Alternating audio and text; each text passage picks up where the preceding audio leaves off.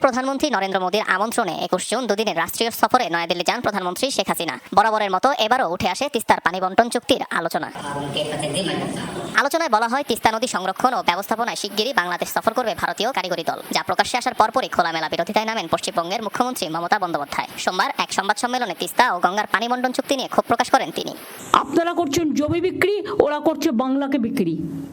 আপনারা করছেন জমি বিক্রি, ওরা করছে বাংলাকে বিক্রি। জলের নাম জীবন। অতীতে দেশভাগের আগে বর্তমান ভারত বাংলাদেশের অঞ্চলগুলোর মধ্যে মোট ৮টি সীমান্ত পথ দিয়ে রেল যোগাযোগ ছিল। তবে ১৯৬৫ সালের পর প্রায় সব পথই বন্ধ হয়ে যায়। যদিও ১৯৭১ সালের পর আবারও রেলপথে যুক্ত হতে শুরু করে প্রতিবেশী দুই দেশ। শেখ হাসিনা এবং নরেন্দ্র মোদীর সাম্প্রতিক বৈঠকের পর জানা যায়, আগামী মাস থেকেই ভারতের ট্রেন বাংলাদেশের ভূখণ্ড ব্যবহার করে পরীক্ষামূলকভাবে চলবে। বর্তমানে ৫টি রুটে বাংলাদেশ ভারত ট্রেন চলাচল করে। এর মধ্যে ৩টি যাত্রীবাহী ইন্টারচেঞ্জ এবং বাকি দুটি পণ্যবাহী। বর্তমান পদ্ধতিতে ভারতীয় ট্রেন সীমান্তে আসার পর বাংলাদেশি ইঞ্জিনে বাংলাদেশের ভেতরে প্রবেশ করে। বাংলাদেশে একজন চালক সেই ট্রেন চালিয়ে আনেন। ফেরার সময়ও একই রকম পদ্ধতি অনুসরণ করা হয়। কিন্তু পরীক্ষামূলক যাত্রার জন্য ভারতের সাম্প্রতিক প্রস্তাবে বলা হয়েছে, তারা বাংলাদেশের উপর দিয়ে দেশটির এক এলাকা থেকে অন্য এলাকায় ট্রেন নিয়ে যেতে চায়। ট্রানজিট চালুর পর ভারতের ট্রেন বাংলাদেশে চলার জন্য গেদে দর্শনা সীমান্ত থেকে হলদিবাড়ি চিলাহাটি রুটকে সংযুক্ত করা হবে। এই ট্রানজিট চালু হলে নিজ দেশের মধ্যে রেলপথের দূরত্ব অনেকখানি কমবে ভারতের।